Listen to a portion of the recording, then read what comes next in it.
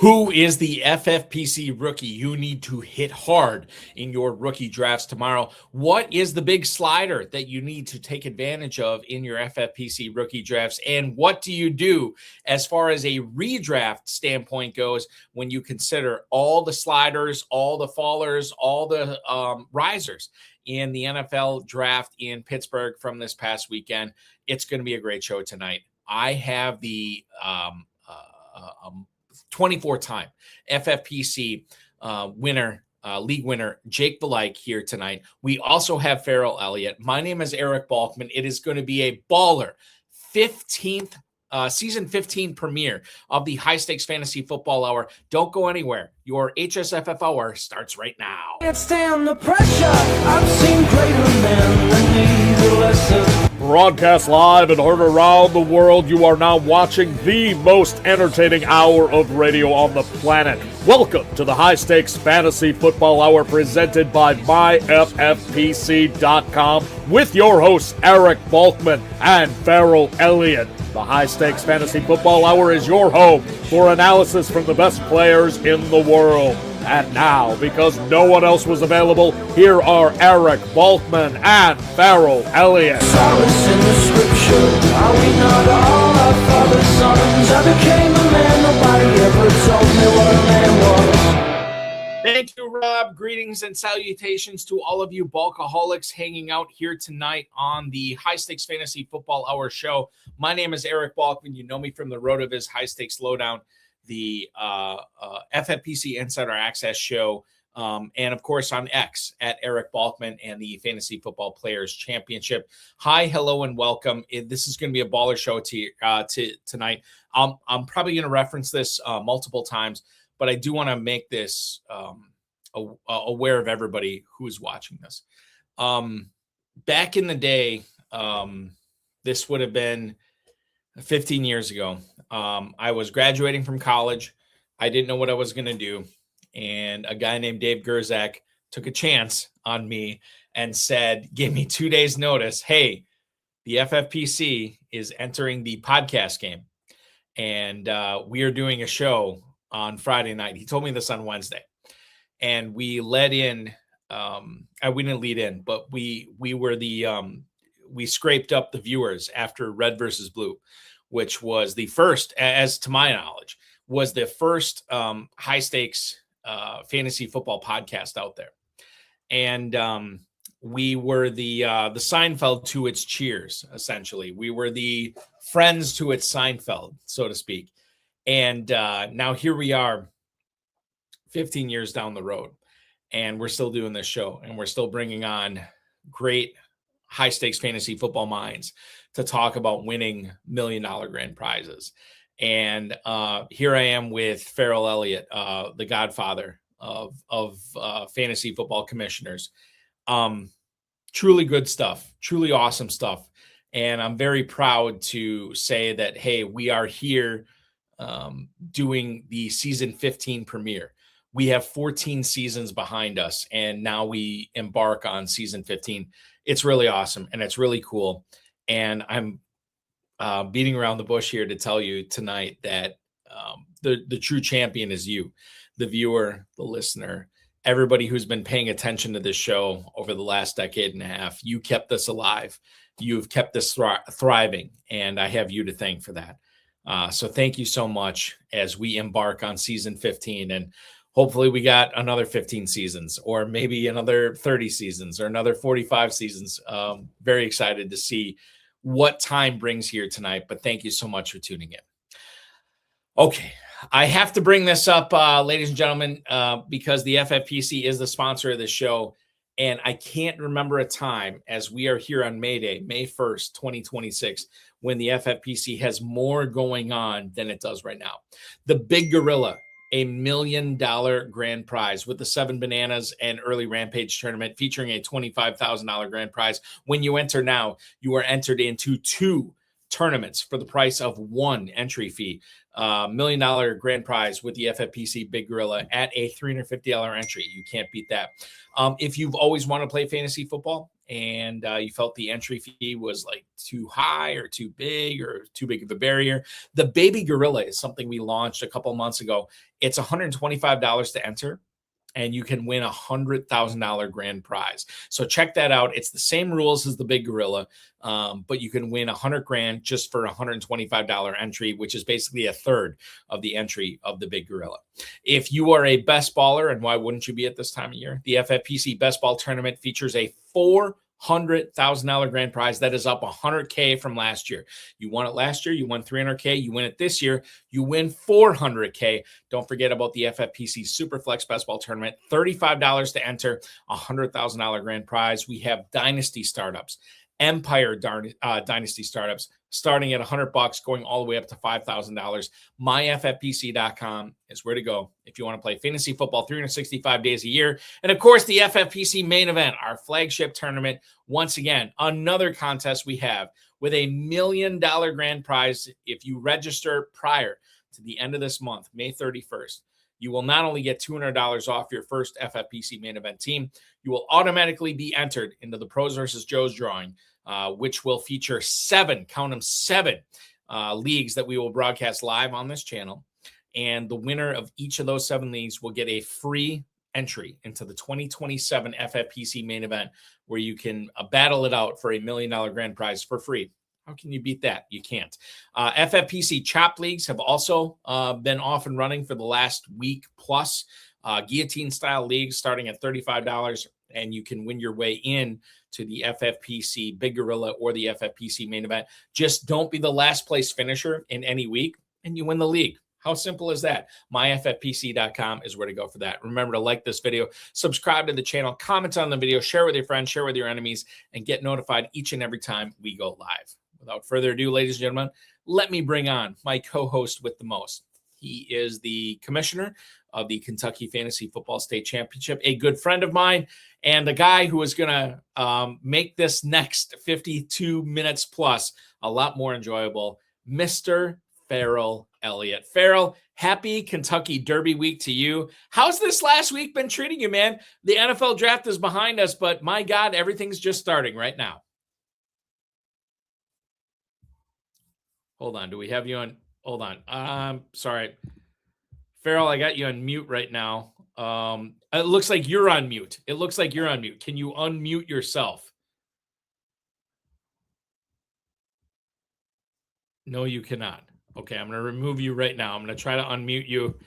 I don't know why you are unmute or why you were muting yourself. Hold on.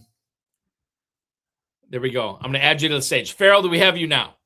Yes, and I think the error was done here because, we don't have a lot of production values, including the fact that in the chandelier, I have a light bulb out, which I just discovered. But, this week, in addition to all those things, we had the UFL game with the St. Louis Battlehawks traveling in to play the Louisville Kings. And I was just so thrilled to realize that in my town of Louisville, Kentucky, where I've lived for 35 years, this is the first professional football game I never imagined that we would have a professional football of this meaningful. So anyway, that was an all-day Wednesday activity, and yesterday I went to the hotel at 3 a.m. or 3 p.m. I got home at 1:42 a.m.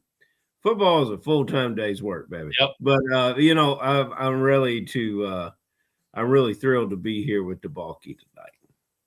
And you are just getting so smooth in your introduction and I had a little tear going back to the Dizzle 15 years ago running the podcast, and there was no other podcast that you guys set the whole thing down. What are you talking about?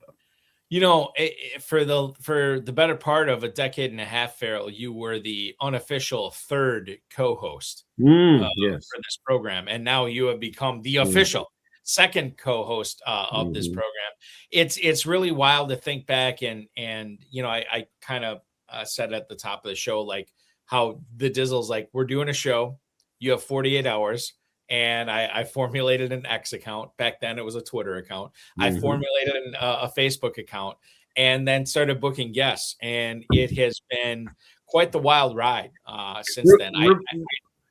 Go ahead. What was the first platform that we were on, the one that we just held hands and prayed that you could get through a 60-minute show? What was that called? It was called Blog Talk Radio. And I don't want to throw it under the bus now, because we're still with Spreaker, who is the parent company of BTR.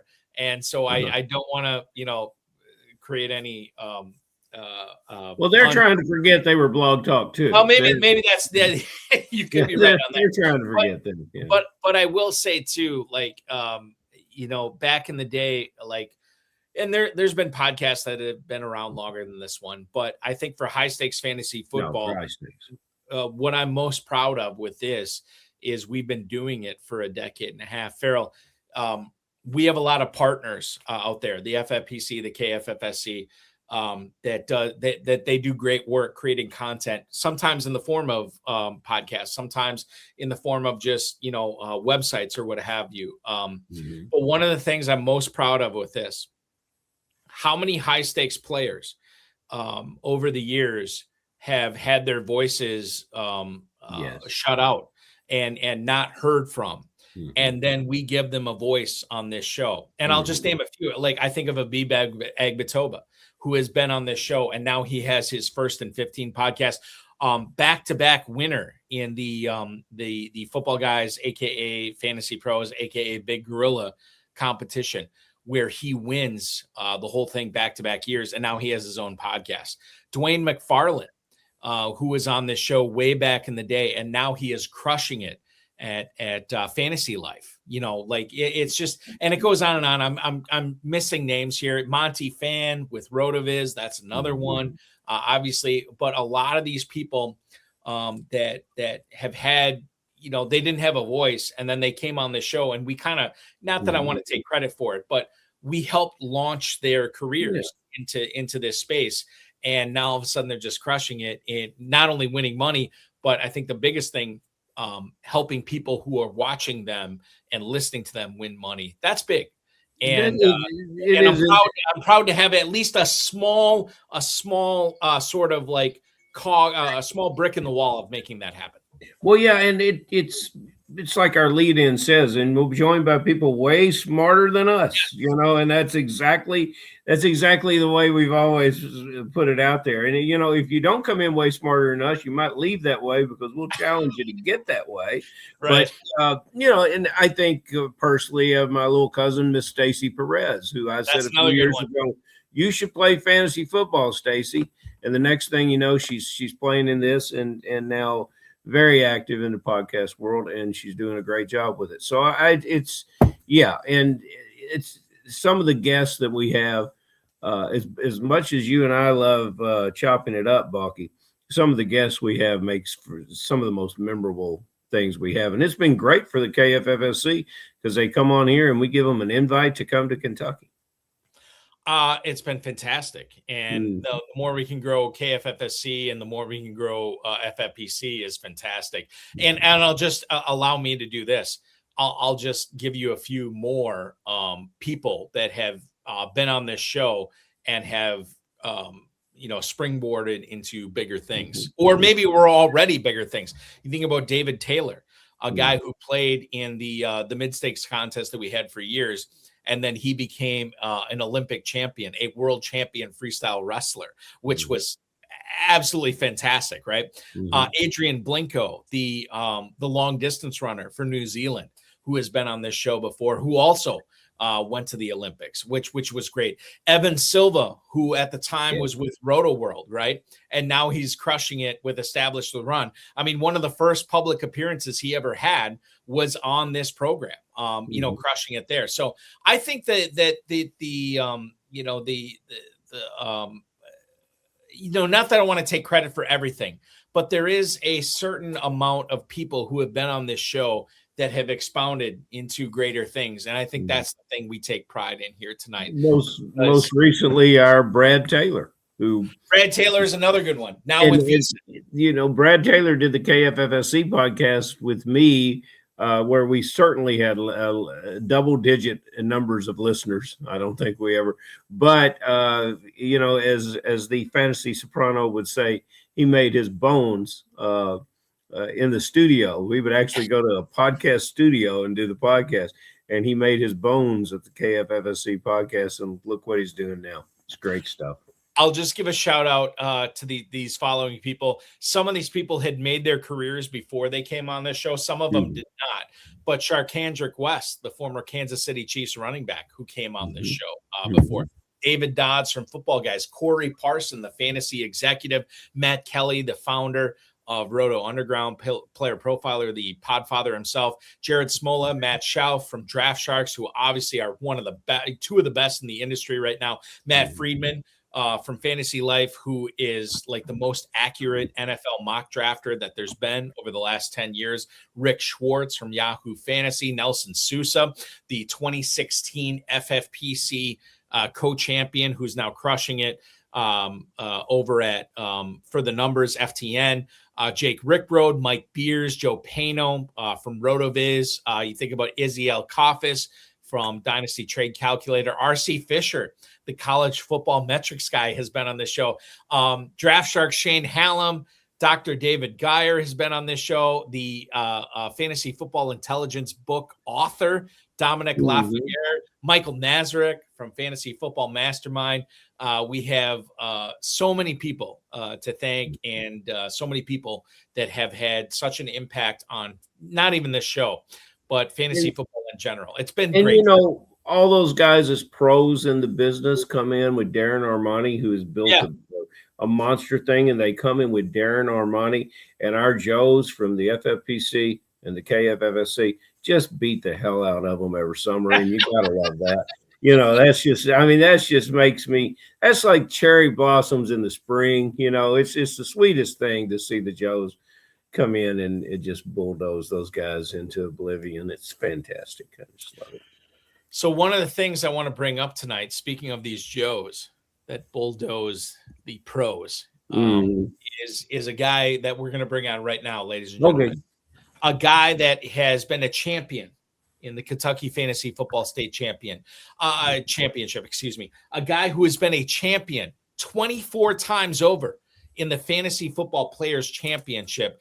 Ladies and gentlemen, he is an OG 26er, and he is going to be making another appearance, I believe, and he can correct me if I'm wrong, but I believe he's been on this show before.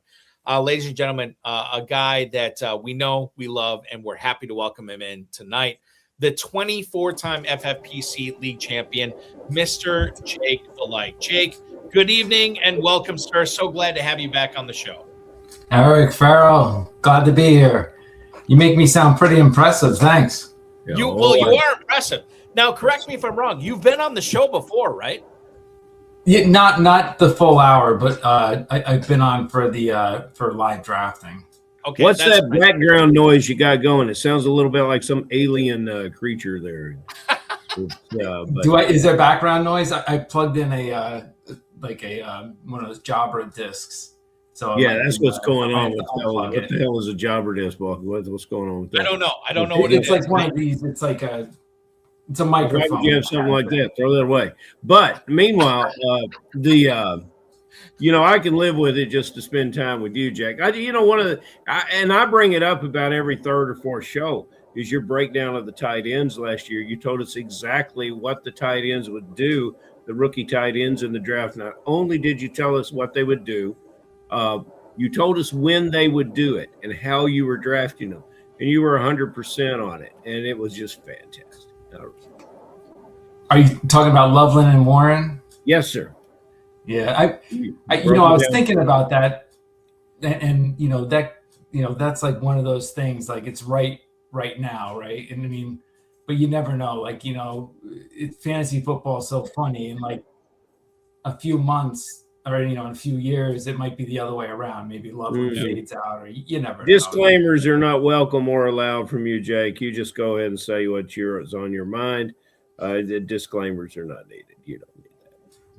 We're drafting a Big Gorilla, and my friend and I right now, we're in between Jonathan Taylor, Justin Jefferson, and CD Lamb. Who would you take? Balky? Wow. Oh, dude, this is a great way to kick it off. This is the 8th spot? 9. But Jonathan Taylor's still there. Well, you take Jonathan Taylor, I'll tell you exactly who to take because your running back's going to run out real fast.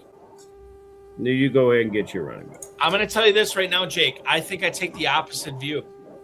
I think the receivers run out quicker. I think I'd rather have Jefferson or Lamb rather than Taylor. I'm surprised they're both going so late. I mean, I haven't drafted a lot yet this year, but I would think, hopefully they're not listening, but I would think Jefferson with Kyler and I mean, I know Kyler's kind of dented, but Kevin O'Connell has a way of, being a quarterback whisperer. So yeah, I'm just surprised how late Jefferson goes, to be honest. It's the hate. It's the hate, Jake. Like the hate of what happened in Minnesota last year. That's why Jefferson is going so late. Like and I'll say this too, and maybe, by the way, I haven't done this yet, and I'm sorry for interrupting the show. Oinker says hi tonight, and I have to get that out of the way to Scott Christian and James Hicks. But the other thing too, in regards to this, JJ Zachariason said this, and I've been drafting my teams based on this, and maybe I'm wrong, but I just feel like the secondary wide receiver or even the tertiary wide receiver, especially in leagues that you have to start through wide receivers in, which not in the FFPC, but in KFFSC you do. I think it's going away. And I think I am more likely to bet on my ability to find a secondary running back or a top 30 running back later on, rather than trying to figure out how I'm going to figure out my second wide receiver or my third wide receiver right away. So if I can hammer out Jefferson in the first round, if I can hammer out CeeDee Lamb in the first round, and then figure out running back later, I think that's the way I want to approach it. So with all due respect to JT, who I love, and I have on a bunch of teams this year, I think I'm going wide receiver there over him. And Jake, what's going to happen with Balky there, especially in the KFFSC, if he adopts that when he gets to town, he's going to be sitting there with a burrowed brow, with a hand full of beard, pulling it in this sort of direction, ordering more bourbon, because he's going to be looking the odd second and third running backs that you're talking about after the 5th round. You'll have to make them up because they just if it's what I'm experiencing. But Jake, in my drafts that I've had in the Big Gorilla, I'm living at the end of that first round, and I've had that situation before. And when I've gone wide receiver, the alien just left because Jake just went. No, I did. I fixed it. That wide receiver, those wide. Well, we're going to talk about some wide receivers tonight that you can get in the double digits. That I think by Halloween will it'll be all treats and no tricks. That's all I can say. Well, that could be Ferrell, and it's a thing that, now that we're off and running with the NFL draft behind us, there's a lot of things that we can kind of pick and choose of what we're going to do, what we're not going to do, to try to build our $1 million juggernauts or our 6-figure juggernauts or what have you. Jake, I'm going to throw this to you right away, man. As we get into the show tonight. Jeremiah Taylor goes number 3 overall to the Arizona Cardinals in the draft this past weekend. And what we found out from Adam Schefter after this was Tyler Algier believed that he was going to be the number 1 running back in Arizona for 2026. This was a guy who paid his dues behind Bijan Robinson in Atlanta. Algier gets a 2-year deal worth just over $12 million from the Cardinals this offseason. And then we have Jeremiah Love going to the Cardinals with the 3rd overall pick in the draft. I would say that James Conner is kind of a non-factor when we consider what we're doing with him in dynasty drafts as well as redrafts. Trey Benson, the same thing. Jake, the question I'll pose to you is, what should we expect from Jeremiah Love contending with a $12 million running back in Arizona this first year? How you're handling him, not only with your 26er dynasty drafts in the FFPC, but redraft leagues as well for both Love and Algier. Well, you gotta like love Jeremiah in the long term, but this year, I mean, that's tough. I mean, that's a lot they've got invested in the running back. I mean, Connor, they love him there, so him being there, with Algier, and Algier is a quality running back. He really is. I mean, he's a very good running back. They paid him like upwards of $12 million, I think, like $6 million a year, I think.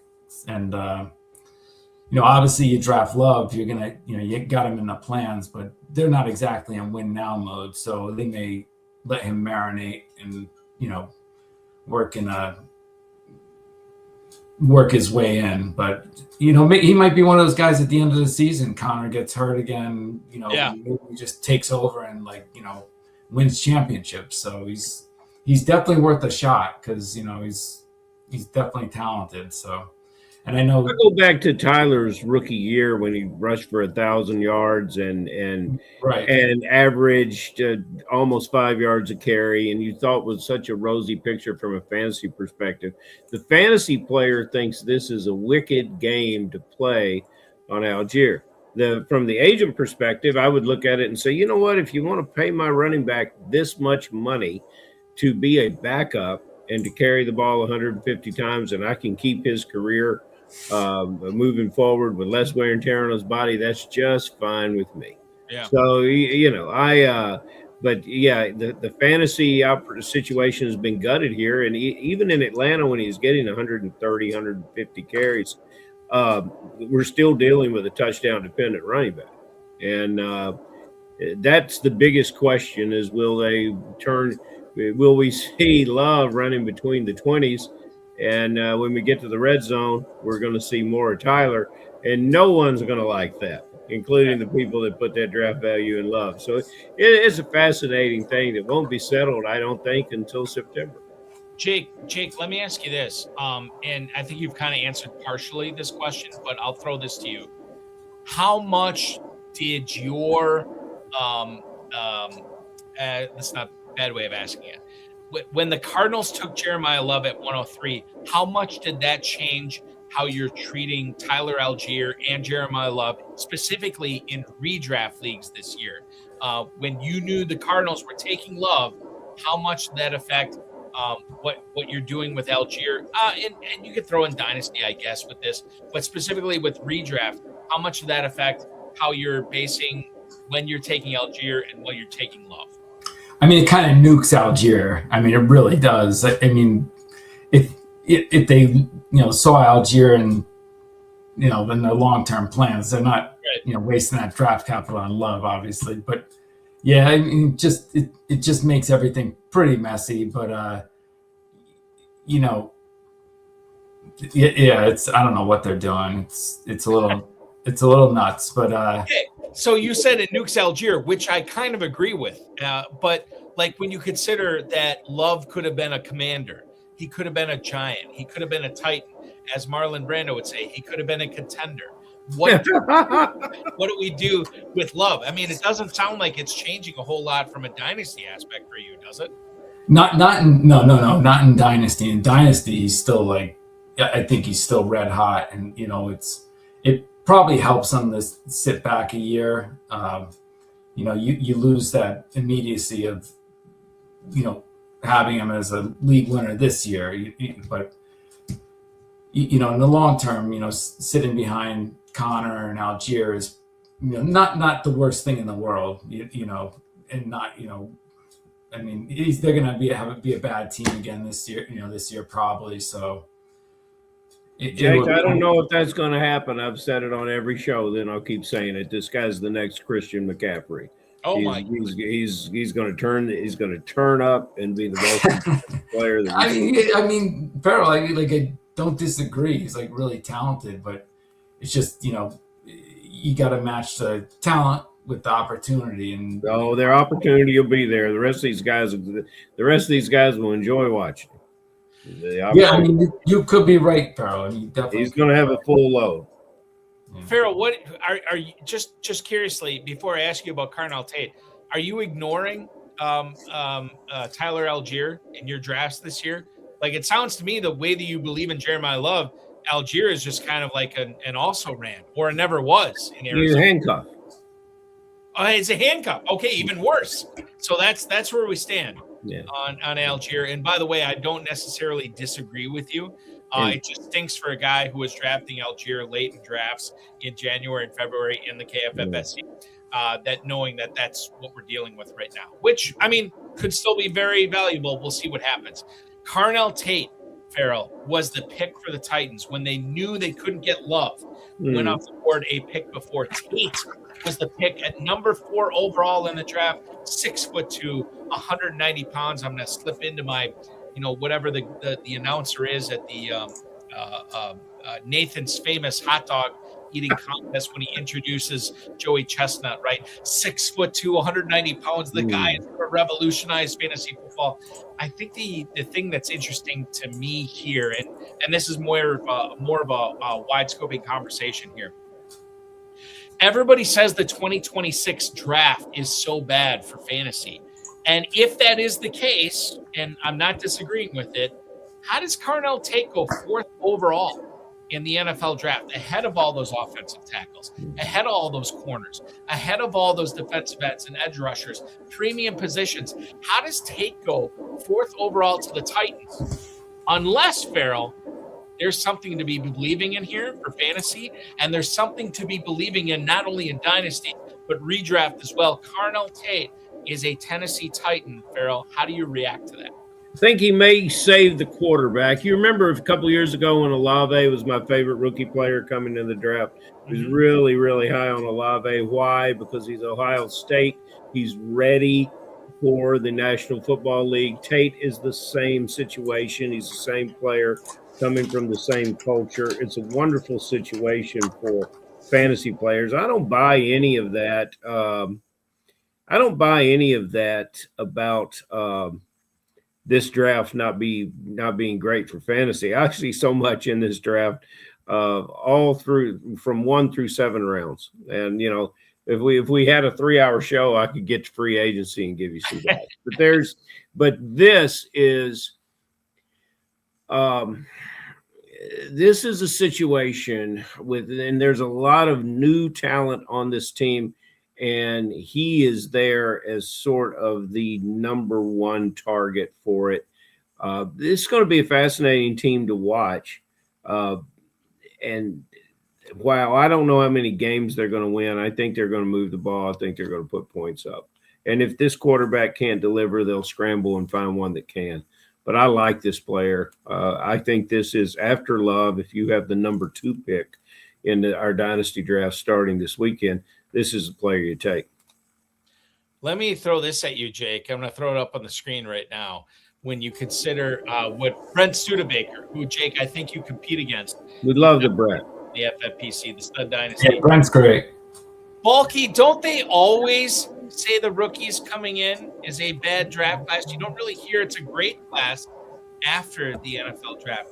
And there is something to be said about that. Jake, I'll let you weigh in on this. And by the way, if you want to expound upon how difficult it's been to move 2026 rookie draft picks this year in favor of the loaded, for the people listening and not watching, the quasi-loaded as I throw up my 2027 draft class. This is an interesting way, especially as we lead into FFPC rookie draft weekend. This is an interesting thing to think about right now, considering how people, as of right now, Jake, feel about this class and how they feel about next year's class at the moment. Yeah, I had somebody offer me in a Triflex league.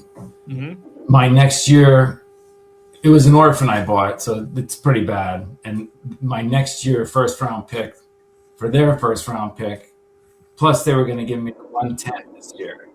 So that kind of tells you what they feel about the class. So I mean, they have a very good team. They'll probably be a late pick next year, but right. Nobody is trading 27 first. Like, it's just and nobody wants anybody past 105, 106 in this draft, which I think is a mistake, to be honest. I mean, I like a lot of guys, I like, obviously up the price, and then Sadiq, I like him. I like the guy from Washington, Williams. I actually like the guy from the 49ers too. Jalen Black. Dribbling. Oh, Dejon Stribling, yes. Yeah, they just have a way of using like those blocking weird wide receivers in interesting ways. Like they have an idea what they're gonna do with this guy. I mean, everybody says they brought him there to block, but I don't buy that. Jennings, Debo, Ayuk, they all became good blockers, and they flourished because of it. They were on the field, so I think he's a nice pick. I know he's probably like a mid-second, early second kind of pick, but I'll probably be going after him a lot. So. And we just had something in the comments, Jake and Balky, and we probably get to this later in the show. Brian Ice 3B, he throws up. He says he's going to take Jadarian Price the second, and that's why not? Here's a Super Bowl team that actually got a player that improves them, a true team need, with the last pick in the first round. And I think that's a fascinating thing to throw back at everyone that says this is bad for fantasy when you take the Super Bowl champs adding a player like that. Okay, so to piggyback, before you comment on that, Jake, to piggyback on what Ferrell just said, the Seattle Seahawks entered the 2026 NFL draft with 4 picks, right? Mm-hmm. And they were widely rumored by pundits out there that they were going to trade back to get more draft capital. They chose not to. Not only did they chose not to trade back in the draft, they chose to draft, Jake, a non-premium position in the first round. Mm-hmm. And as much as maybe we don't like that for fantasy when we consider what we thought about Jadarian Price, or maybe you like Jadarian Price, I don't know, you weigh in on this. But I think it's very, very interesting what the Seahawks did or perhaps didn't do in the draft that ended up with Price ending the action on Thursday night. Yeah, I mean, it's like the landing spot, right? He won the lottery for fantasy. That's probably the best spot in the draft, I would think. A couple of the wide receivers, hit the jackpot. Like Tyson really hit a nice spot in New Orleans, and a lot of people don't think so, but I think Tate hit a nice spot in Tennessee. Yeah. I don't think Cam Ward's a nothing. I think he was in a bad spot last year, so you'll be able to tell very early with Wandale and Tate if he's got anything. I watched him a couple times last year. He didn't look terrible. He was just it's like any other quarterback, when you don't have any time to throw, it's very difficult to show out. I mean, look at every quarterback that leaves the Jets. It's very, so we'll see what happens. But I think they hit nice spots as well. And it was unfortunate Concepcion went to the Browns, but right, that was kind of the reverse. Jake, let me throw this at you. As long as we're talking about Carnell Tate here, I want to get your thoughts on Jordan Tyson. Tyson, for me, prior to the draft, was my favorite wide receiver. Ahead of Concepcion, ahead of Lemon, ahead of Tate. And then, obviously, the Tennessee Titans made Tate have the best draft capital in this draft. But I still think there's a lot to like about Tyson, even though he will not get, as it stands right now, he won't get the number 1 targets that Carnell Tate should get in Tennessee because Chris Olave is still getting him in New Orleans. From a dynasty standpoint, of the illustrious 26ers, how do you treat Jordan Tyson in the rookie drafts with the FFPC going off tomorrow? Would you take him ahead of Tate? Is he a guy in non-Superflex leagues that is the slam dunk 103? Is he the 102? I don't know, man. Like, give me your insight right now. Tyson versus Tate. Well, it's funny because I know you were kind of talking about Dave earlier, and Dave once said on the podcast, or you were paying homage to Dave, and on the podcast he said, I draft the wide receiver, the fantasy players how the NFL drafts them. So like, they took him number 4. So, I don't believe I'm a better talent evaluator than, any NFL team. So that's always, it's not been 100% true, but like, it's more right than not. So I definitely take Tate over Tyson. It's a good point. Ferrell. We have a quarterback in New Orleans that's hardly drafted at all, that has these fantastic weapons that have been added, including one at tight end. There's ways to benefit from these rookie wide receivers coming in the league beyond taking them. There's somebody in those drafts are going to get them. How far do you guys see Tyson moving back in the first round? Does he go 4, 5, 6? Where does he go in our dynasty drafts? Yeah, I'm gonna tell you this right now, and Jake, I'll let you weigh in on this, how you personally feel about this. But one of the great things about the FFPC is we have had dynasty startups launch prior to the rookie drafts this weekend, which will get underway here in a little bit less than 12 hours. But if we look at it from the standpoint of how people are treating the dynasty, or I beg your pardon, how people are treating the rookies in dynasty drafts right now, I can tell you this, that as it stands in dynasty startups, which granted are not the same as rookie drafts, whatever, but we look at rookie drafts. Love, obviously, the first rookie taken in those. Carnell Tate is the second rookie taken, and then you're looking at Jordan Tyson right after that. So Jeremiah Love, Tate, and then Tyson ahead of Jadarian Price, ahead of Mekhi Lemon. And Ferrell, that's where I want to ask you about Lemon here, because this was a player that was this close to being a Pittsburgh Steeler before Howie Roseman traded up to draft him as a guy that I don't want to say is going to be the replacement for A.J. Brown, but certainly a guy that will help replace the targets that A.J. Brown will essentially leave when he goes to New England, as we all think he's going to within the next month or so. Ferrell, Mekhi Lemon with Devonta Smith, with Dontavian Wicks, with Hollywood Brown, with Dallas Goedert, with Eli Stowers, all these guys in Philly, what is his outlook for you, specifically for redraft leagues, Mekhi Lemon as a member of the Eagles? Sometimes I characteristically love the Big Ten and the SEC receivers better. I'm trying not to hold the geographical college choice of Lemon against him. Many of the things that we're talking about in these quarterbacks or in these wide receivers, we somehow question what the quarterback can do. Well, how you like that quarterback with the Eagles, Balky? Jake, how you like that quarterback over there? Can he get this guy the ball? We talk about down at the Saints. We think, well, Tyson's not going to be the number one. Well, up in Cincinnati, Chase and Higgins, those guys seem to get along pretty well. So I don't think you have to be the clear-cut number one. I don't think he has to be A.J. Brown's replacement, but he surely will be very impressive in what he brings to this team, especially after he settles in, especially after we get into the days of mid-October going forward.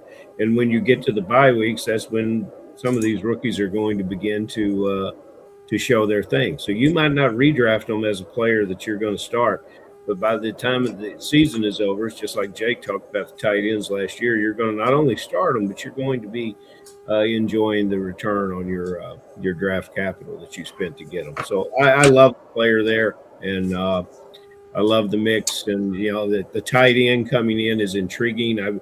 Dallas Goedert played well last year, much better than I thought he would when he was available. But it's the Eli Stowers show in Philadelphia as far as I'm concerned. Jake, when we consider what the Eagles have done here, I'll tap into Eli Stowers here if we have time later on.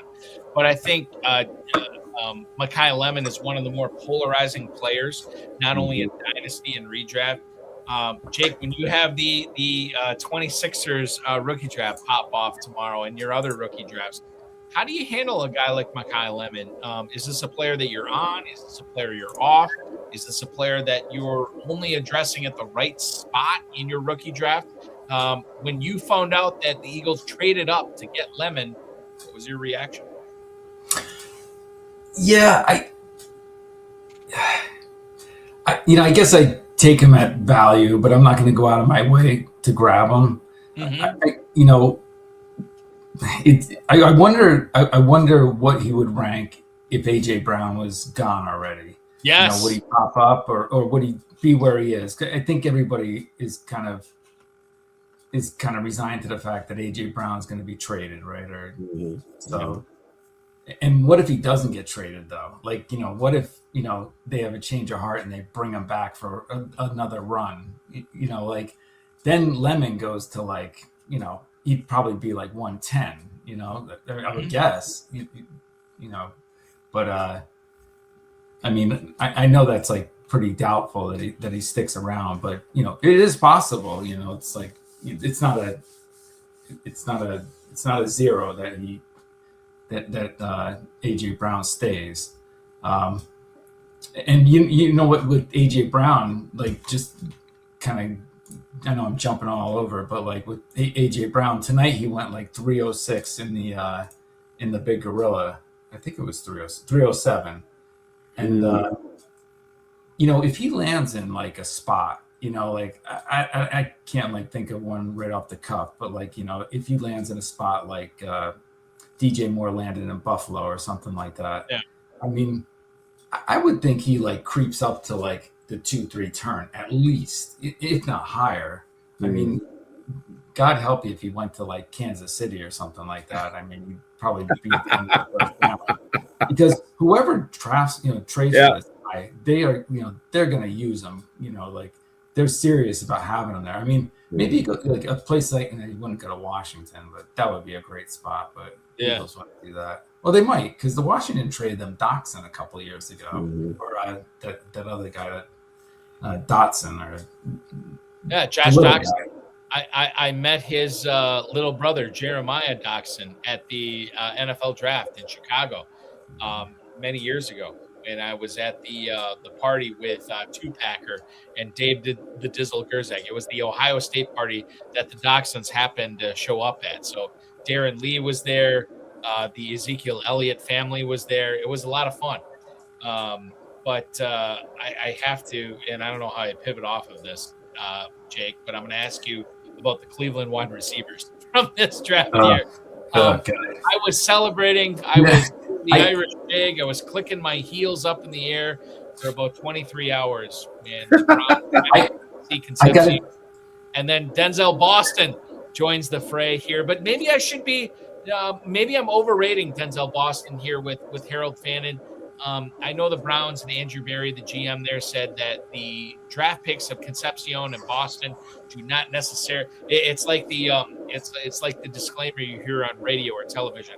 The opinions expressed by the Cleveland Browns draft do not necessarily reflect the opinions of what's going to happen with the Browns in actual NFL games going forward here. Concepcion and Boston are the top wide receivers here now in Cleveland, maybe over Jerry Jeudy. I don't want to say over Harold Fannin. Maybe they're complementary to Fannin. But I think the big thing I want to ask you here, Jake, is what do you do with Casey Concepcion in Cleveland, knowing that he has the draft capital and he has a lot of stuff that you would expect over Cedric Tillman, over Jerry Jeudy, over Isaiah Bond, but he still has to contend now not only with Harold Fannin, but Denzel Boston as well. What are you doing in your rookie drafts with Concepcion? Yeah, I mean, Concepcion's awesome, but it's a really tough spot. I mean, I was kind of laughing to myself when I saw the report about Deshaun Watson looks great in camp, and I'm like thinking, like compared to who? Like I know Shedeur Sanders made the Pro Bowl last year, but like, come on. I mean, like it's Cleveland is just such a. I mean, they're like them and the Jets. It's just like you feel so bad for their fan base. They're just the organization's just such a mess. It's hard to see Concepcion or Boston doing much this year, but I think like from a dynasty standpoint, they're both decent picks, but you can't really expect anything significant out of them this year. Although it's like anything, like you never know. I mean, even like on some of these dumpster fire teams, sometimes a guy shows out, but I would tend to think that would be Fannin. Between, like you said, Judy, they still have Tillman now, right? Or yep. And he's a decent player, and so it's going to be very difficult. It's going to be a new age in Cleveland. My prediction is that if they don't figure it out, they will be they'll lead the league in flags thrown for 12 and sometimes 13 players on the field. There's too many players on the field. The receivers will say, "Hell, I was drafted early. I'm in the game. What's going on?" It's going to be great. Maybe they'll get away with it. As long as we're talking about pass catchers, we have not, and I feel like this is sacrilege. We haven't talked about tight ends yet tonight. No, let's do it. And Sadiq Ferrell, the Jets take him at number 16 overall as the middle pick, as it turned out for their first round picks this year. There are a lot of FFPC players excited about Sadiq prior to the NFL draft, and I feel like there's a lot of FFPC players not excited about his landing spot. What do you expect from a fantasy output, from a fantasy standpoint, Ferrell, with Sadiq catching passes from Geno Smith this year and maybe another quarterback in 2027? Do you guys think that the Jets believe that Geno is going to play into the future? It looks like they're arranging a roster for him to go into the future. I don't know.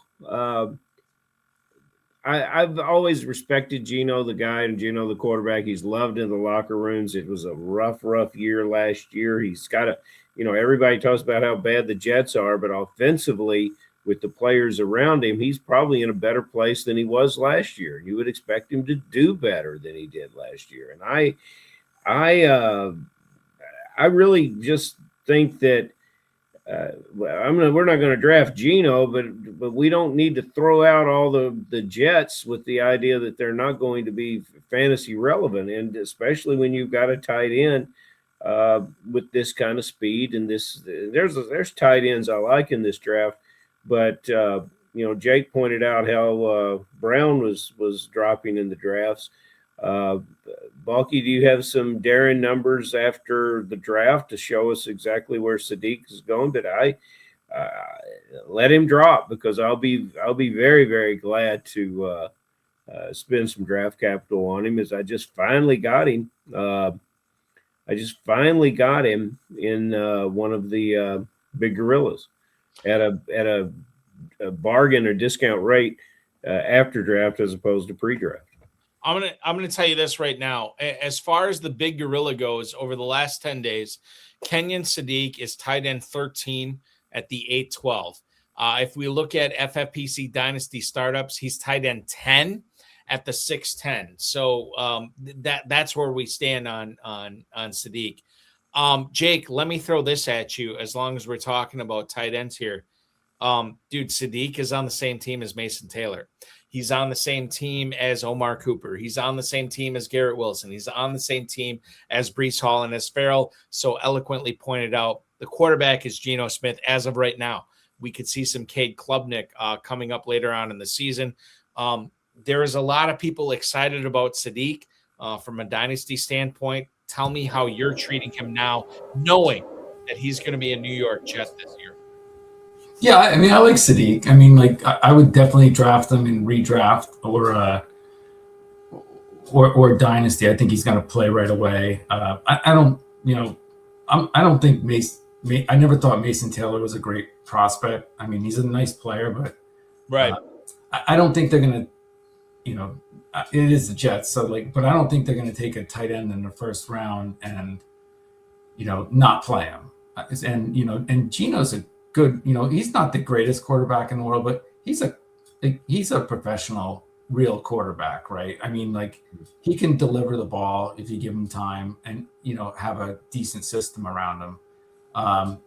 And they have weapons. I mean, if they get that offensive line fixed, I mean, with Brees, Garrett Wilson and maybe some of those rookies step in and Sadiq, I mean, they could really they could put up some points this year. It's the Jets, so they have a way of screwing things up, but if they get their act together, I could definitely see those guys being fantasy viable. I mean, I might be in the minority, but I think they're a decent team to grab some bargains. I think Garrett Wilson went 312 tonight in our Big Gorilla, and I think that's a pretty good value. I mean,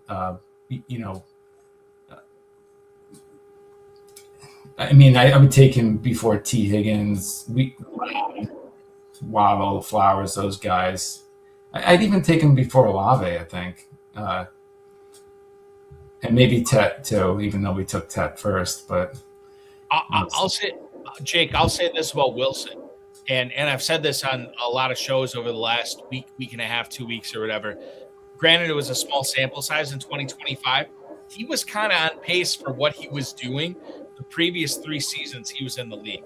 So I'm on board with Garrett Wilson, and he's awesome. He is. And regardless of Taylor and Sadiq and Hall and all these other guys, Cooper, whatever, I still think he puts up numbers, and I think he does something similar to what he's been doing the previous couple of years. Now, before we move off of wide receiver here, you know what he reminds me of? He reminds me of he kind of I know he's been in the league longer, but he kind of reminds me of what happened at JSN, where and I think he's got that type of talent that he could really shock some people this year. But I've always had a soft spot for him, so it could be talking with my heart instead of my head. So I have Garrett Wilson in a couple of redraft leagues, and I have him in several dynasty leagues. So to hear you, Jake, talk about JSN and Garrett Wilson in the same sentence, the sound you hear is my heart beating out of my chest. I'm very excited to hear that. We're talking about Sadiq. Let me talk about Stowers here. And you're a guy who's going to be participating in FFPC Rookie Draft Weekend. Stowers goes at number 54 to the Philadelphia Eagles. There are a lot of people out there that are saying they would much rather have Stowers in their rookie draft over Sadiq. How do you handle Sadiq versus Stowers in your rookie drafts that are going to be going on here in less than 12 hours? They're just saying that because of situation. There's no way. Yeah, I mean, I don't. Yeah, I'm pretty. I mean, I'm usually not very. I usually have a lot of. I really usually don't have a lot of conviction, but with that one, I'm I would definitely take Sadiq over Stowers. Okay. I think it's just because Stowers is on the Eagles, and right now they're a dynamic team, and but he's still got a year behind Goddard, right? I mean, he's got to marinate behind Goddard, and typically tight ends take a little longer. So and he's a good prospect too, but I would definitely roll the dice with Sadiq. He's just got he's just got more of a pedigree in my opinion, but. Ferrell, we talk tight ends with Sadiq and Stowers. Let me ask you this: Jonah Coleman goes to the Denver Broncos here, and Peyton is saying, his head coach is saying that he can play on third downs right away. Mm-hmm. The fact that we're hearing this right now, and knowing that KFFSC drafts are going off right now, knowing that FFPC drafts are going off right now, are we best to just avoid Dobbins and Coleman and Harvey in drafts right now and let somebody else take them? Or do you feel like you can glean some sort of fantasy value between these 3 running backs, as it seems like it's going to be coming to a head between these three guys in the backfield for Denver this year. How do you handle these guys? What's the best way to do it for FFPC and KFFSC drafts? Harvey and Dobbins, buy them on the dip and leave the rookie alone right now. Ooh, okay. All right. Leaving the rookie alone with Jonah Coleman, which is very, very interesting. Jake, from one rookie running back to another, Nicholas Singleton is going to be a running back in the Titans backfield this year, behind Tyjae Spears, behind Tony Pollard, who, quite frankly, they don't have a whole lot of long-term security in that Titans backfield. How do you handle Singleton? What do you view him as? Personally, before you answer, I just feel like if they let Spears and Pollard go after this season, Singleton's just going to be a cog in a committee there. Or do you see him as something bigger that I'm missing? I got to be honest, I really don't know much about him. Like that backfield's probably fairly wide open. Although, Pollard still has some juice. I guess so does Spears. But, I don't really have a great opinion on that. I'll jump in there for you, Jake, and I will tell you that frequent contributor to the show and often in the position of co-host with Balky, one Dave Turp. This is Dave Turp and Pollard revenge year. This is when it actually happens, when no one's expecting it. I don't think even Turp is expecting it. This is the year we're going to get it, and it's going to be a wonderful thing for all those who have remained patient with Pollard. And Balky, is he a double-digit draft pick this year, or is he going sooner? When you're talking about single Gorilla, Pollard or who? Pollard. Right now, if I look up, I'll look up the because this is the revenge year for Pollard. Yeah, as you always say, I'll look up the Gorilla. We gotta know what's happening in the Gorilla box. Tony Pollard is running back 33. He is behind Ramondre Stevenson. He is behind Kyle Monangai. He is ahead of Kenneth Gainwell and J.K. Dobbins, and he is going off as the 802. We can't get him to double digits, so it's a great place for him to be. It's a great place for him to be. Ferrell, speaking of great places, Louisville is a great place. Oh, yes, it is. That is where Chris Bell spent his previous 4 years in college football. He goes as number 94 overall to the Miami Dolphins in the 2026 draft. I was talking with Johnny Tuma from Player Profiler and the Dynasty Deep Dive podcast last night on FFPC Insider Access. And he said, if you are drafting Chris Bell, you can't expect anything in 2026 from him. But Ferrell, even if that's true, what should we expect from this dude in South Beach going forward, knowing that knowing that depth chart in Miami, not all the greatest receivers in the world that we're seeing there.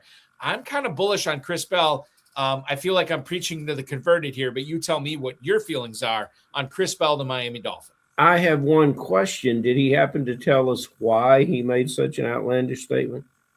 Which shouldn't expect anything from Chris Bell? I think it was the torn ACL late in the season. That's why he said it. Yeah. Well, the medical miracles of the NFL and the training staff, and this player has been prodded, poked, and flown in and visited with they're just not having, afternoon tea when you come in player to the visit. There's some medical records coming along. There's a lot of research and a lot of work. And if the Dolphins didn't draft him, someone else would have. And they're not going to draft a player that early if there's not some expectation of what he's going to do in 2026. And he's going to do a lot of the things that he did those people that like A.J. Brown as a player, this is kind of what you're going to get, is a player that really accelerates and has great hands, is contact balance. When he gets the ball, he starts looking like a running back with it.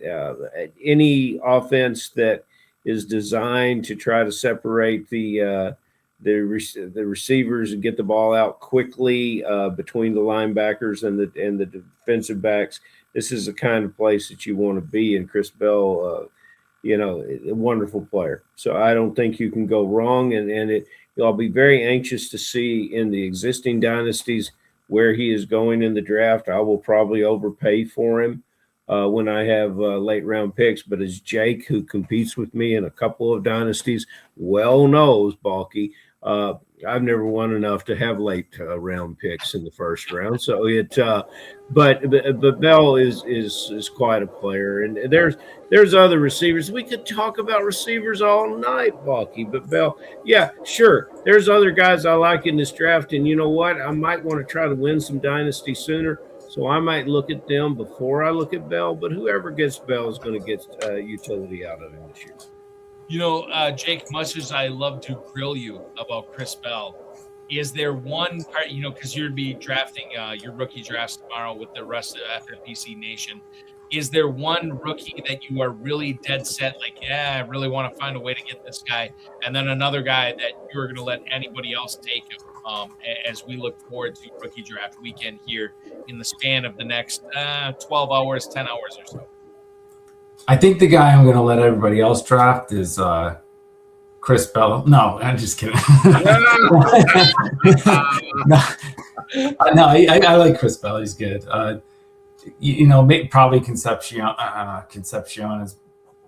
I do like him, but you know, in Boston, I'll probably let them slide.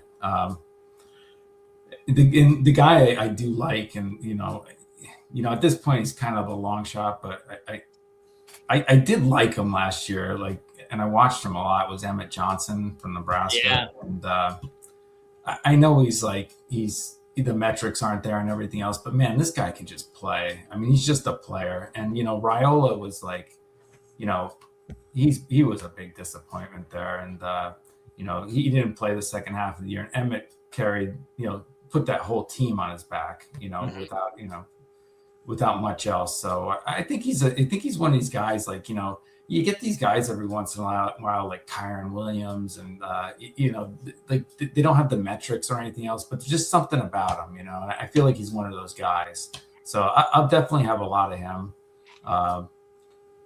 you know, and I guess that's it. But the guys I'm avoiding, I guess, are probably probably the Browns guys. Oh, okay. Yeah.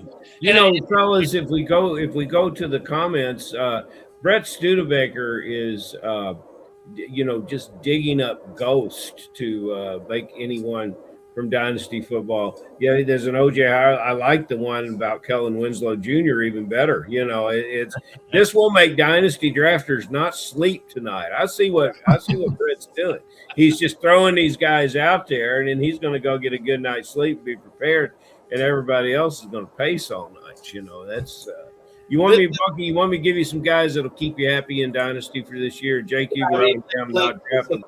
As much as I'd love to put everybody to bed tonight with nightmares dancing in their heads of Kellen Winslow Jr. and everybody like that, Ferrell, go ahead and give us some positives that we want to focus on. And you know, in all some of the negative commentary belongs, you know, in the show, because there's a lot of things we like about these players, just like the teams that drafted them did, but not all of them are going to work. And I think Studebaker drops in there. Now, here's a couple I think are going to work. Let's go to the Panthers. Panthers drafted an offensive lineman, and it's going to make a huge difference for them. That was their best player on the board, Monroe Freeling. I think what I like best here, if we go back to previous drafts, let's take a look at Jonathan Brooks and see if he comes in and challenges Hubbard a little bit. We hadn't seen much from him, but we all talked about how much we liked him, if I do recall, when we were talking about Brooks. And then the player there, is it Brazel from UT? Yep, exactly. This is, you know, I almost love this guy as much as Pittman. He's 6'5" and gets down the field. Yeah, I like an SEC player, Buck. I like an SEC player, and this is what, you know, this is what the player is. So I like his spot in Carolina. Truth be told, I liked Leggett as well when he was in Carolina, and we never got the numbers out of him we want, but I really like this. Then let's go down to Tampa. We talked about him on the show before.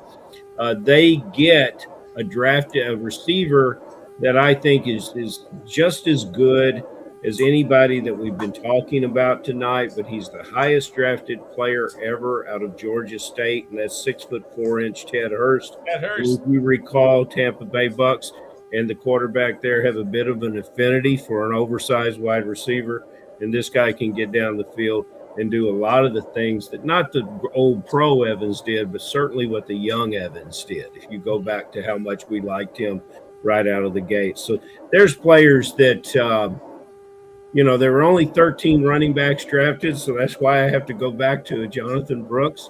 But maybe Hubbard actually solidifies and holds a position based on the fact that they have drafted a prolific and long-time all-pro tackle there with the Panthers. Jake, let me ask you this. Go ahead. Sorry. Can I ask you guys a question? Sure. Who do you think is the running back in Washington? Is it Rashad White, Ja'Cory Krosky-Merritt? I mean, like I don't know what they're gonna do there. Like, Jake, I have your answer for that. Yes. Okay, yes is the answer. Yes. Hold on. Before Ferrell expounds on that, I have an answer for you, Jake. The answer is no. I think it might be. I think it really might be Krosky-Merritt. We've had a very, very glib contributor tonight in the comments section. This Mr. Bryan, who says Sadiq is like Vernon Davis, and that's really interesting because Vernon Davis spent 1 year where he caught almost 80, and then he spent another year where he caught almost 70. Something went sour with him. He got sideways with his coach. He played a long time in the NFL, but he never was particularly fantasy relevant despite all of that. He was a 45 to 50 catch a game year. He played a long time, caught over 500 balls. But, that's the kind of thing that can happen. Those guys are very good. Bernie Davis is a very good contributing NFL player, but he left us a little chilled in fantasy football. Jake, I'm going to tell you this right now regarding the Washington Commanders running back situation. I don't have a good answer on it. And to me, that means that the way I'll be treating it in my dynasty and redraft leagues this year, I'll probably have some JCM, but I'm probably going to be going a little bit heavier. And heavier is kind of it's a bad modifier because it strikes when I say that, people are gonna be like, oh, Balky's totally in on Katron Allen. He's totally in on Rashad White. And that's not the case. But I will probably have more White and more Allen than I do JCM or Jerome Ford or anything like that. But I'm definitely not targeting any of these guys. These are the types of players, especially when you talk about Katron Allen and when you talk about Rashad White, these are the types of players that I will just end up with as my fourth running back in KFFSC leagues. Especially when you pass over Jonathan Taylor in the first round. Don't do it, Jake. Yeah. Don't do it. So that's my point here in regards to that. I'm not targeting any of these guys, but when it comes down to it, which ones will I have the most shares of? It's probably going to be Allen and it's probably going to be White. And then it's sort of everybody else after that. Unless you feel differently, how do you feel about it? Yeah, that's interesting. I didn't really think about Katron, but on top of that, Eckler is medically cleared today. Yep, absolutely. It's going to be interesting. I think I'd go with Krosky-Merritt, to be honest, because he did have flashes last year, and he kind of hit a rookie wall, but we know what the other guys are, and Eckler's awesome too, but he's past his prime, and you know what those other guys are. I think I would take a stab on either. I don't know a lot about Katron, to be honest, so I have to dig into him, but I think I would go with either him or JCM. Yeah, and I'm going to tell you this right now, Jake. You don't have to know a lot about Katron. If the Commanders sign Eckler again, then to me, it's kind of like I'm avoiding it completely because I don't know what to believe then if they have Eckler and JCM and Katron Allen and Jerome Ford and Rashad White. To me, Ferrell, what do I always say about college football programs? If you have two quarterbacks, you have zero quarterbacks. If you have 15,000 running backs, running backs. So that's the way I would handle that going forward. But again, there's some time to suss that out and figure out what's going on there. And cross-key merit, Balky, I just point out why we love talking. You know, we love the dynasty draft. Some guys love it more than I do, but now we talk dynasty all spring. Now it's Christmas Eve, and there's a situation that exists with realizing that I have cross-key merit on a lot of teams, so I'm encouraged to hear what Jake has to say, but I got cross-key merit in the 7th round of my dynasty drafts last year. Jake, final question for you tonight, and thank you so much for being so gracious with your time. Yes, sir. The highest draft pick that you have in any of your FFPC dynasty leagues, what is it? And then who do you value most, and who will you probably be taking with that pick? Is it Love? Is it Tyson? Is it Tate? Is it we're talking with Johnny Tuma with Player Profile last night. Is it Van Jefferson from the Commanders? Like, I don't know like what you think about this year's rookie class, but what's your highest pick and what do you plan on utilizing with it? I mean, I have a few 101s, which was nice. So, obviously I just grab Love there. And I'm the same way. In Superflex, or like the Triflex leagues, I like them. They're fun. I think I would take. Oh God, no! I'm whiffing on the quarterback's name. Mendoza. I think I'd take Mendoza there most times, but I might. I think I would slip Sadiq in 3rd in a lot of leagues. Over the wide receivers. I do like the wide receivers a lot, but I just think Sadiq's going to be pretty special. But it could depend on the team too. I mean, what the need is. I know they say never draft for that, but I do. So sometimes it comes down to need. Like sometimes you just need a guy.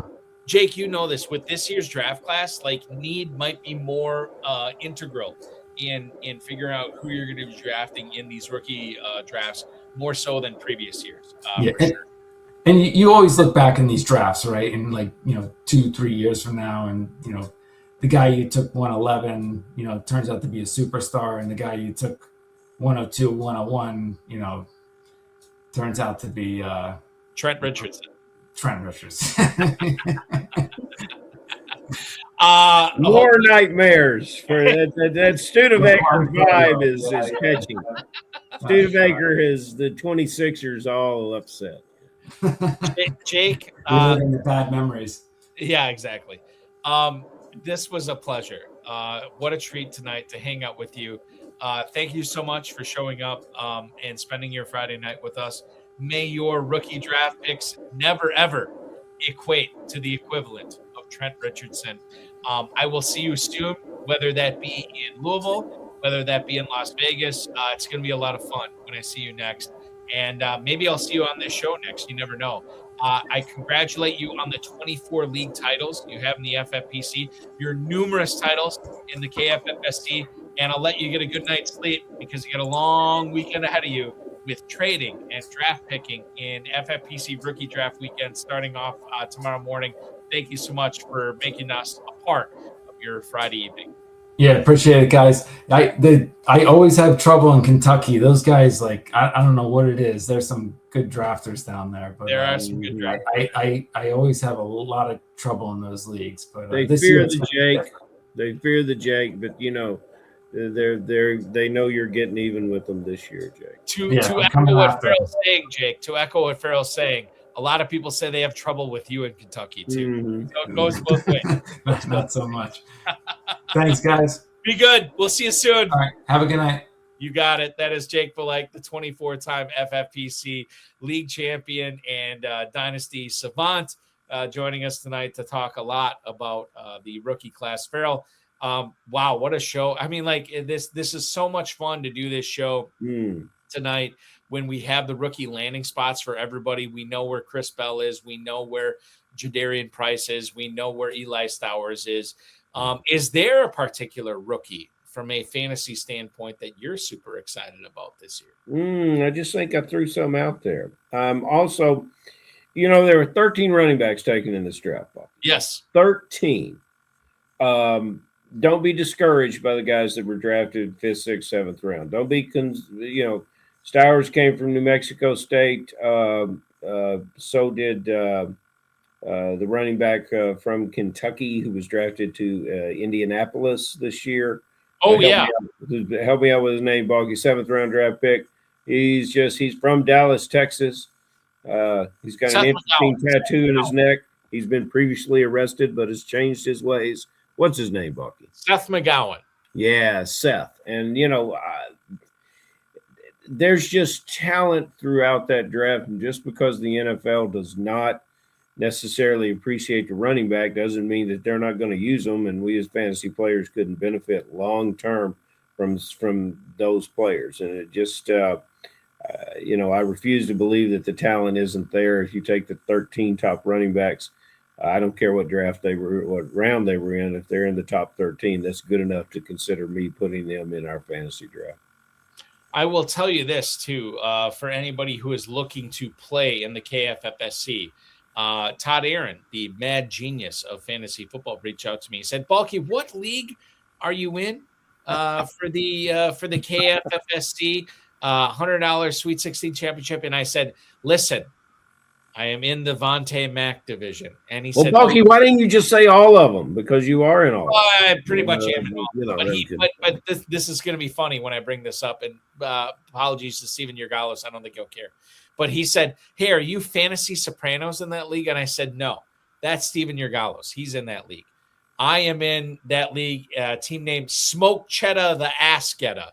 That is my team name in the Vontae Mack division. So if you want to compete with me, with Steven Yergalos, with Todd Aaron, go to the Vontae Mack division at KFFSC.com in the 2026 $100 Sweet 16 championship. It's going to be a lot of fun. I'm in the big payback play-in in the KFFSC. I'm in the KFFSC Main Event mini camp division. So you can play against me there. There's plenty of opportunities to take out the Balky, as Ferrell would say, at KFFSC.com, KFFSC.com. Plenty of leagues going off there. Ferrell, what a treat this has been tonight. We will reconvene, not next Friday, but we will reconvene this coming Wednesday at 10 p.m. Eastern time. Going to be a lot of fun, dude. Enjoy your post-NFL draft weekend. Be good, and we will talk with you again soon. Thank you, brother. That is Ferrell Elliott, the definitive commissioner of fantasy football. I want to thank him. I want to thank, of course, Jake Valeich, our guest tonight, the FFPC, Rob Bryce, and, of course, each and every one of you. As I stated, next Wednesday, we will be back live at 10 p.m. Eastern time.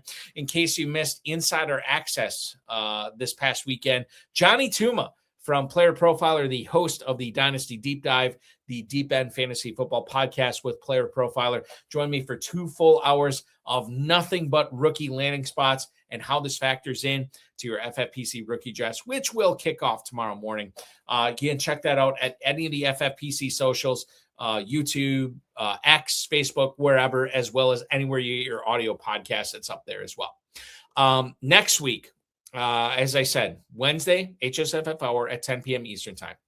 Next Thursday, Steve O'Rourke, the senior film analyst for Fantasy Points, will join me on the FFPC Insider Access show for 2 full hours. We'll get into a lot of rookie stuff, probably some veteran stuff with him. Steve O'Rourke joining me for 2 full hours next Thursday night on the FFPC socials. And then Friday night, we'll have extra reps at 10 p.m. Eastern time. Going to be a lot of fun with that as well. Don't miss out.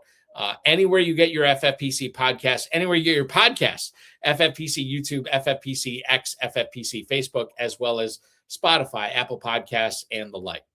FFPC Big Gorilla featuring $1 million grand prize. Get in now with the 7 bananas and the early Rampage tournament promos going on. The FFPC Best Ball and Superflex Best Ball tournaments going on. $400,000 grand prize and $100,000 grand prize, respectively. Of course, the Dynasty and Empire Dynasty startup starting off at $100, going up to $5,000 there. And the FFPC main event, get in now. You want to be, people always ask me, how bulky? How do I get into this Pros versus Joes? Here's what you do. You register your team for the FFPC main event prior to May 31st, and you will be entered into that drawing to draft amongst 42 other pros and 42 other FFPC Joes and 42 industry pros to fight for 7 free FFPC main event entries for 2027. Register now at myffpc.com. Remember, you get in before May 31st, you get $200 off that entry fee. Of course, FFPC Chop Leagues going on right now. You want to play the guillotine format. We have it now, myffpc.com. Those start at $35, and you can win your way into the Big Gorilla and the FFPC main event. This is all at myffpc.com. Remember to like this video, subscribe to the channel, comment on the video, share with your friends, share with your enemies, and get notified each and every time we go live, which will be next Tuesday. Oh, I'm glad I mentioned this. Next Tuesday, 10 p.m. Eastern time, the May edition of the High Stakes Fantasy Lowdown with RotoViz, Wilson Moy, a longtime FFPC mid-stakes and high-stakes player who plays in the biggest leagues out in Las Vegas, the High Society, the Big Payback, and more. Had a very successful season last year in the Big Gorilla and the main event. We'll talk to him about that, as well as what he has been doing with his teams early on. That is 10 p.m. Eastern time this coming Tuesday. And then you get Wednesday HSFF Hour, you get Thursday FFPC Insider Access, and you get Friday night extra reps. What a time to be alive. Drafting and playing and watching and listening to all the FFPC podcasts we have going on right now. Thank you so much for watching, everybody, tonight. For Jake Valeich, for Ferrell Elliott, I'm Eric Balkman. This has been the High Stakes Fantasy Football Hour. Your weekend officially starts now.